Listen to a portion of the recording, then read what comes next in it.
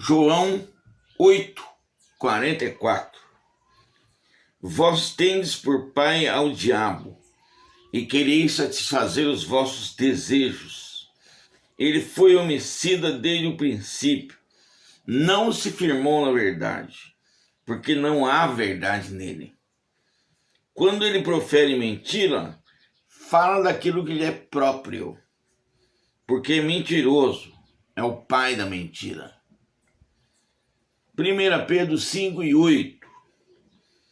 Sede sóbrios, vigiai, porque o diabo, vosso adversário, anda em derredor, bramando como um leão, buscando a quem possa tragar. João 10:10. O ladrão não vem senão a roubar, matar e destruir. Eu vim para que tenham vida e a tenham com abundância. São 3 versículos que falam sobre o diabo. O diabo não é onipotente, o diabo não é onipresente, o diabo não é onisciente, ele não é como Deus.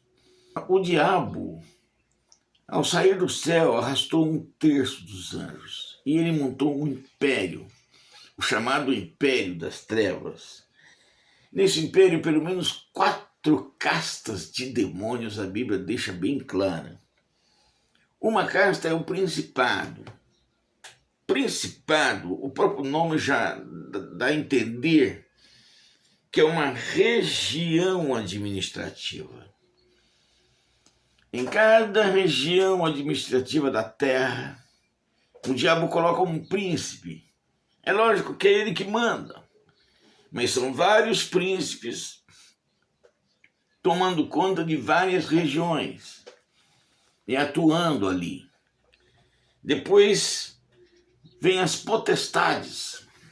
Potestades são grupos um pouco menos poderosos sob a direção do diabo. Porém, eles reunidos se locomovem. Quando alguém ou alguma igreja ou alguém se impõe dentro de um principado, esse principado pede socorro ao chefão que manda as potestades. Então, um lugar onde tem uma igreja extremamente atuante, normalmente os crentes são atacados por potestades. Depois vem os dominadores desse mundo tenebroso, já formam uma casta com o intuito de cegar as pessoas, de impedir que elas cheguem à verdade, impedir que elas entendam o propósito de Deus, impedir que elas cheguem a Deus. Como? Criando todas as maneiras possíveis e imagináveis de idolatria material, de idolatria espiritual, de ideias que impeçam essas pessoas de conhecer Cristo e de entender a verdade bíblica. Bloqueia. Eu vou dar um exemplo para vocês. Eu sou professor da rede pública. Quando eu entrei na escola, todas as bibliotecas tinham a Bíblia. Era normal. A Bíblia é o livro dos livros. Quando eu saí, nenhuma de biblioteca, de nenhuma escola que eu conhecesse, aceitava a Bíblia. Agora, o curioso, uma criança não podia ler uma Bíblia na escola. Mas a Bíblia entra no presídio. A criança não. O adulto que se desviava por mal, sim. Agora perceba, não era melhor a criança ler a Bíblia do que o bandido? Que se a criança lesse a Bíblia e conhecesse Deus, não viraria bandido, estava livre. Então, os dominadores desse mundo tenebroso, eles impedem que as pessoas conheçam a verdade. Aliás, para nós que pregamos a palavra de Deus, Para penetrar esses dominadores, chegar até as pessoas, nós temos que nos dedicar à leitura, oração e até jejum. Senão não chega porque eles não deixam. Deus tem que intervir. O Espírito de Deus tem que entrar em ação. Por fim, as hostes malignas dos lugares celestiais. Os demônios menores, menos poderosos, se juntam em grupo. No passado, diziam que eles se juntavam em legiões. Por quê? Porque há aí um certo espelhamento com as legiões romanas, não é? As pessoas, só de falar que é uma legião de demônio, elas entendiam que era um agrupamento de demônio com uma finalidade. Essas legiões, elas atacam pessoas. Acontecem coisas naturais e sobrenaturais com as pessoas.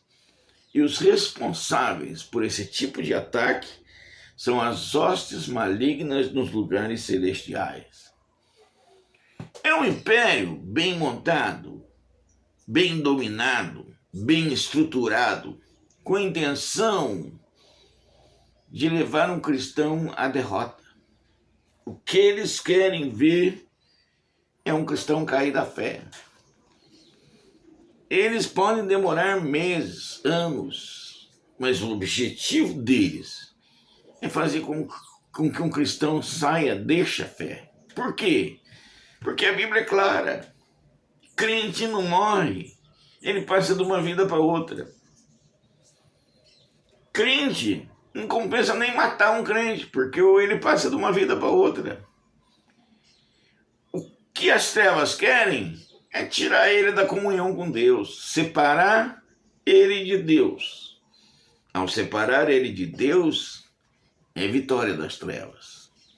Então, um dos veículos da tentação é o império do mal, é o diabo e toda a sua estrutura, que foi feita justamente para desencaminhar os cristãos da sua caminhada.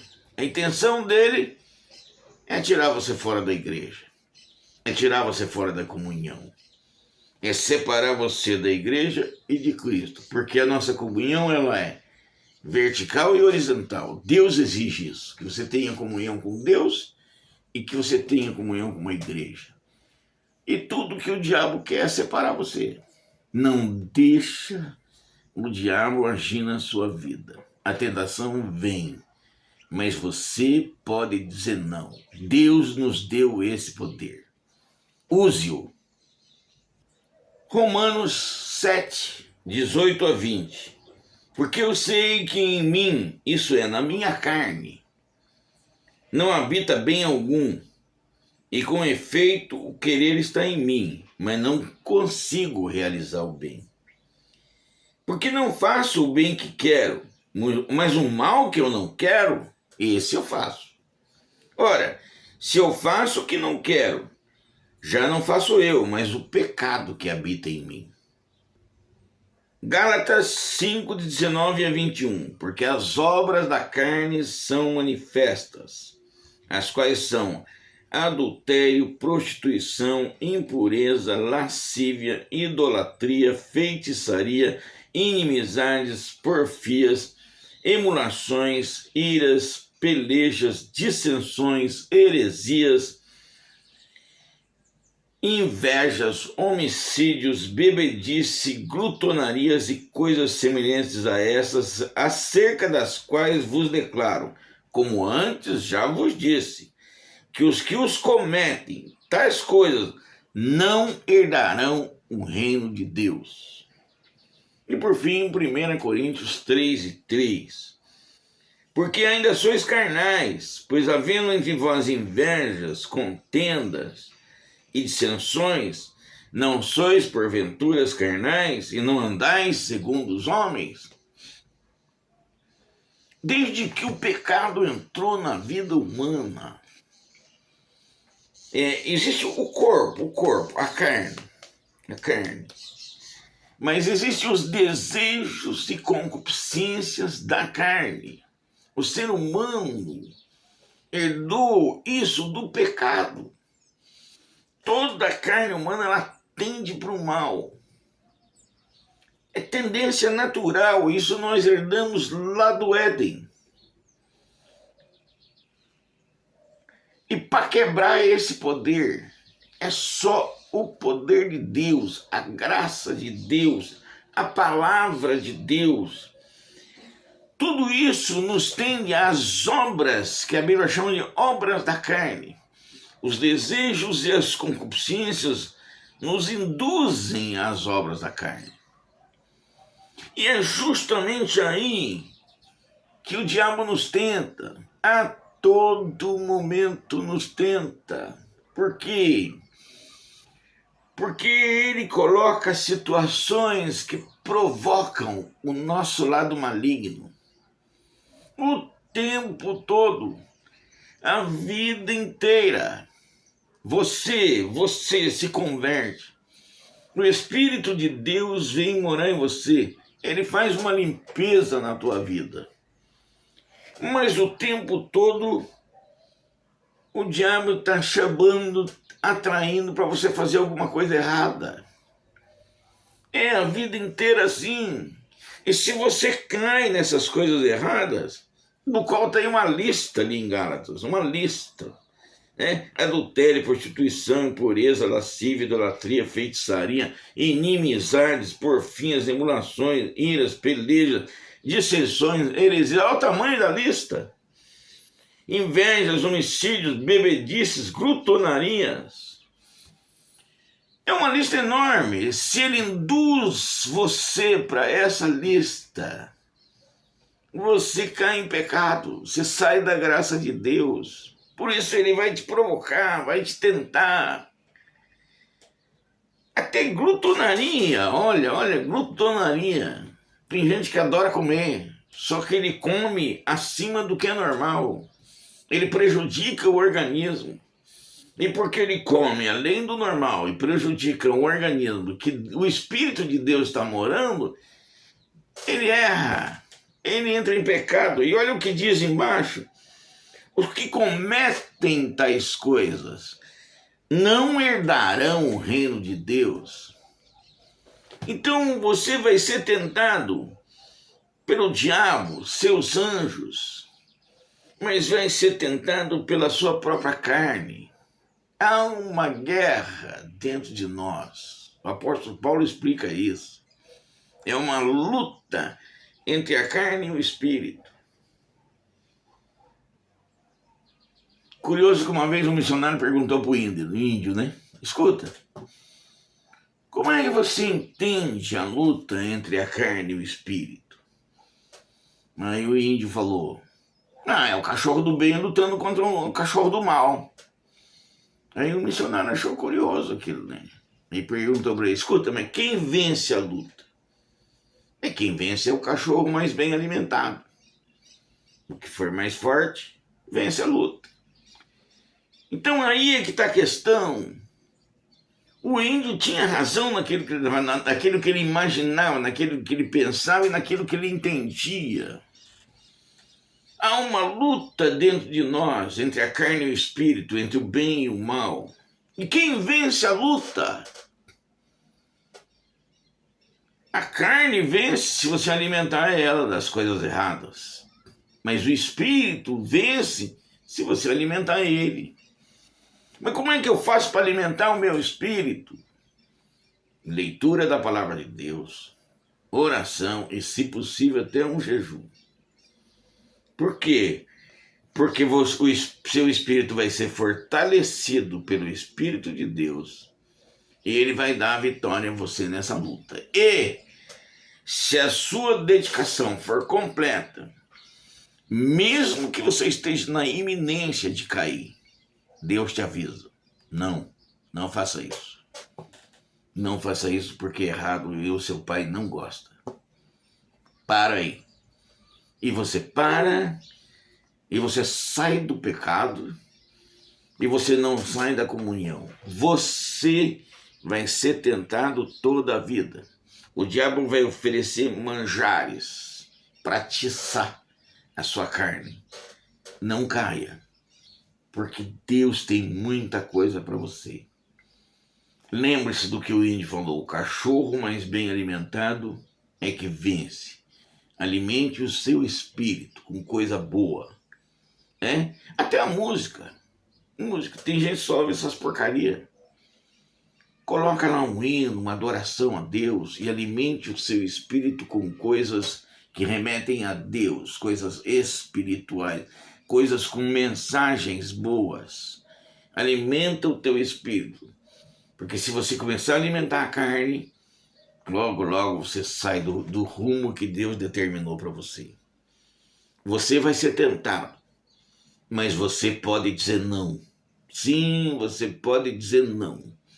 O diabo vai te provocar, mas você pode dizer não. 1 João 5,19. Sabemos que somos de Deus e que todo o mundo está no maligno. 1 João 2,15 a 17. Não ameis o mundo, nem o que no mundo há. Se alguém ama o mundo, o amor do Pai não está nele. Porque tudo que há no mundo, a concupiscência da carne, a concupiscência dos olhos, a soberba da vida, não é do Pai, mas do mundo.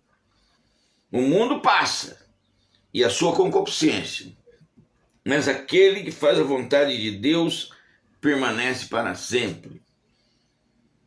Tiago 4,4. Para nos tirar da graça, adúlteros e adúlteras, não sabeis vós que a amizade do mundo é inimizade contra Deus? Portanto, qualquer que quiser ser amigo do mundo, constitui-se inimigo de Deus. Quando eu comecei a ler a Bíblia, eu era novo convertido, eu não entendia isso. Mas como? Não ameis o mundo? Eu amo tanto o mundo é lindo, né? Tem países diferentes com cultura, eu adoro isso. Países diferentes, com culturas diferentes, com formas de vida diferentes. Mas existem dois mundos. O mundo natural, que nós vemos, o mundo que é lindo, que é maravilhoso. E existe um mundo da iniquidade e do pecado. A Bíblia está se referindo a um outro mundo, um mundo espiritual, um mundo controlado pelo poder das trevas. Aí, quando você começa a se ligar que existe um mundo espiritual controlado pelas trevas, você entende os versículos. Sabemos que somos de Deus e todo mundo está no maligno. Tudo que é controlado pelo império das trevas jaz no maligno, termina no maligno. O maligno está por trás de tudo isso. Aí ele diz assim: se alguém ama o mundo, o amor do Pai não está nele. Não é esse mundo lindo, maravilhoso, as montanhas, céu, nuvens, mar.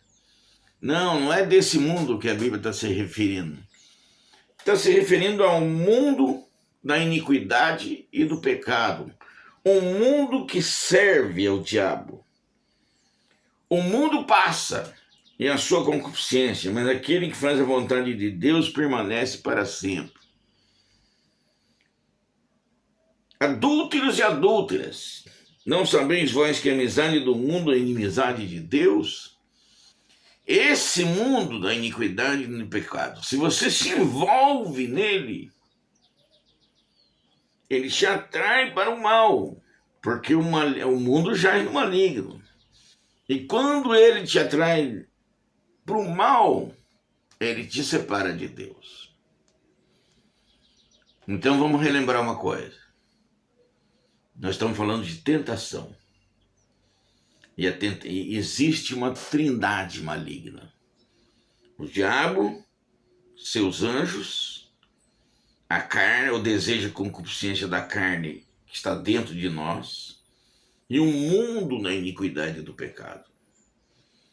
Essa trindade maligna, vai fazer de tudo para tirar você do caminho. Mas, irmão, dando um exemplo para mim entender, é simples.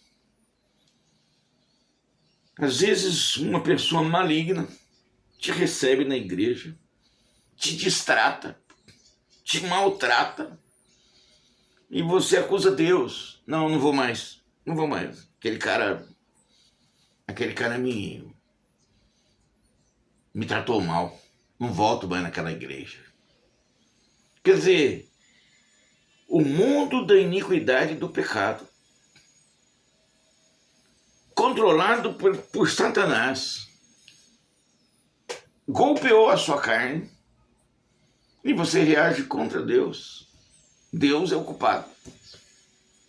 Você entende? Situações como essa são criadas aos montes. Quanta gente vem me dizendo, não, nunca mais eu entro numa igreja, nunca mais. Por quê? Porque o diabo, o mundo da iniquidade e do pecado, a carne humana, o desejo, a concupiscência da carne que está dentro de nós, criou uma situação que me separa de Deus. Aí Deus é o culpado. Deus é o culpado de tudo. Veja bem, um homem pecou, um homem que faz o mal, um homem que mata, um homem que faz guerra, um homem que assassina. E daí todo mundo culpa Deus. Ah, as crianças estão morrendo de fome lá no Nordeste. Lá na faixa de Gaza, estão matando um monte de gente. Coitado dos civis, está morrendo às dúzias. Quem é o culpado? É Deus, porque Deus vê tudo isso e não faz nada. Mas Deus deu o livre-arbítrio, o sujeito faz o que quer. Você entende? O mundo da iniquidade e do pecado se juntou para fazer o mal. E quem que as pessoas culpam? É Deus. Deus não tem nada a ver com isso. Deus até fez muito. Ele deu o seu filho unigênito na cruz para resgatar a humanidade. Resgatar. Ele veio para salvar aquilo que havia se perdido. Mas é necessário que você entenda com quem você está lutando. Você está lutando com o império do mal, com o mundo da iniquidade e do pecado, e com os desejos e concupiscência da carne. Você está lutando com uma trindade do mal. E ainda assim, Deus te deu o poder de dizer, não, eu não quero ir contra Deus. Eu quero Deus na minha vida. Eu faço questão, eu vou servir a Deus. É com Deus que eu quero ficar. É escolha. Todos nós podemos fazer essa escolha. Cabe a nós fazer essa escolha. Cabe a você, cabe a mim. Vai ser tentado? Vai. Vai ser provocado? Vai. Cabe a mim e cabe a você dizer, não, eu quero ficar na fé, eu quero ficar com Deus. Eu entrei numa igreja com 26 anos.